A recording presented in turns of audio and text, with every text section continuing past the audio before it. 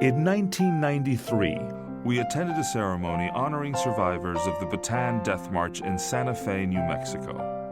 Those who were present, among the handful of soldiers who were able to make it home after enduring the worst kind of brutality, were all Hispanic, members of the New Mexico National Guard. We were there to capture their stories for our documentary Héroes Hispanos, Hispanic Heroes.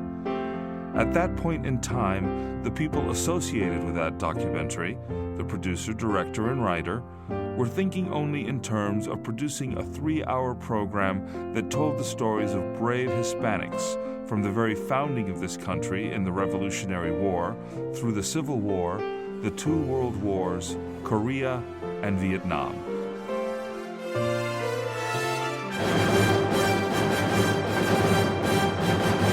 We had no idea as to what an important historical record the documentary would become. In many cases, it's the only opportunity we'll ever have of hearing the amazing stories at first hand of so many valiant individuals. Tens of thousands of viewers watched, listened, and learned of the Hispanic Americans who gave so much to this country, in the process receiving 39 Medals of Honor, earning recognition as generals and admirals in our armed forces, and filling more than our fair share of hallowed ground at Arlington National Cemetery. With the passage of time, so many of these men have passed away, so this is indeed the only record we'll ever have of their exploits.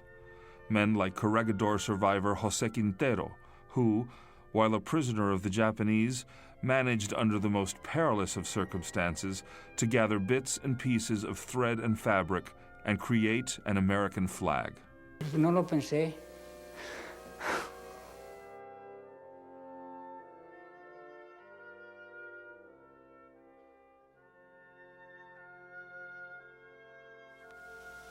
Pues todo lo que le puedo decir es que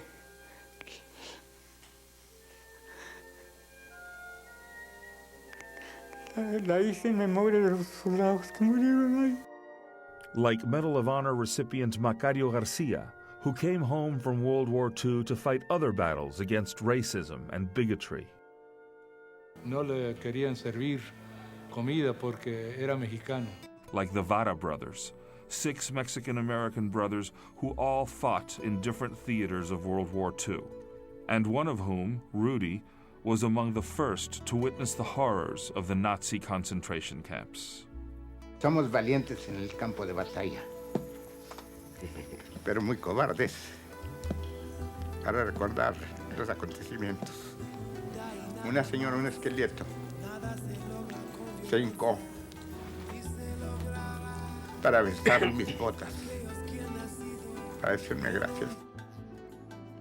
Like Richard Rocco, a Medal of Honor recipient who fought one war in Vietnam and then another war against drugs on his return, and devoted what remained of his life to helping other traumatized, drug-ensnared veterans of that conflict. You know, there's 58,000 names on the wall in Washington, but you could make a wall twice that size with the names of the people that have died after coming back.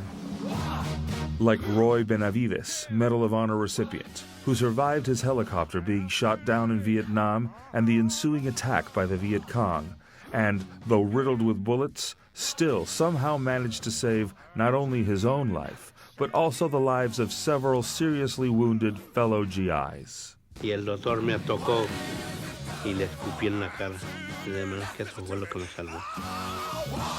And like Jesse Trevino, an accomplished artist who lost his right arm, his painting arm, in Vietnam, yet taught himself to paint all over again with his left arm, and whose work today hangs in some of the most prestigious galleries and museums in this country. There are so many more, well over 200 years of Hispanic heroes, and we are so proud to have had a part in making sure this and future generations will know of their courage and valor, and will hear of their pride in being Hispanics and being Americans. The documentary Héroes Hispanos was hosted by then Major General Edward Baca. It was praised profusely when it aired on Telemundo, and was shown several times on that network in its entirety. In fact, it was so admired that we were asked to produce an English-language version which aired on the History Channel. It went on to win 3 Emmy Awards for outstanding achievement in writing, directing, and producing. Most satisfying to us is that it has also found its way into many schools, particularly in strong Hispanic areas, where it has helped to instill a sense of pride in their heritage among students whose parents or grandparents came to this country from all over Latin America. But the story, sadly, is not complete. The original documentary took us through 1993. Since then, this country has been involved in other conflicts and is presently fighting a new kind of battle against those who wage a war of terrorism against free people everywhere. Hispanic involvement in the Persian Gulf, Afghanistan, and Iraq is a story that needs telling, as is that of the Hispanics who were victims of terrorist attacks on the Marine barracks in Beirut, on the USS Cole, and at the Pentagon and World Trade Center on September 11, 2001. To be hosted once again by General Baca, Héroes Hispanos, The Age of Terrorism, will stand on its own as a record of the last quarter century of U.S. history, and will remind its viewers of the enormous contribution Hispanic Americans have made to all of this country's war efforts over the years, far out of proportion to our numbers. As nearly a quarter of the U.S. population is of Hispanic origin, we know there is a huge potential audience for this latest testament to Hispanic American heroism. As General Baca said in Héroes Hispanos, freedom isn't free. The cost is human life. Hispanic Americans know that. Ken Burns, in his recent documentary on World War II, all but totally ignored the Hispanic American involvement.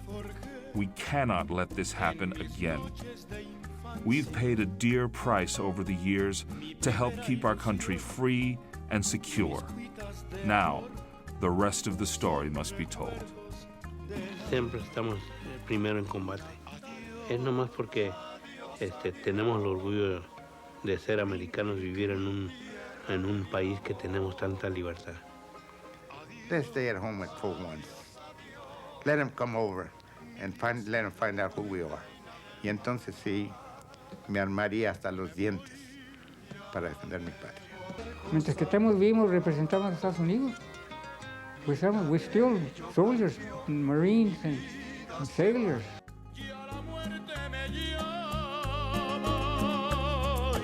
No quiero morir alejado de ti.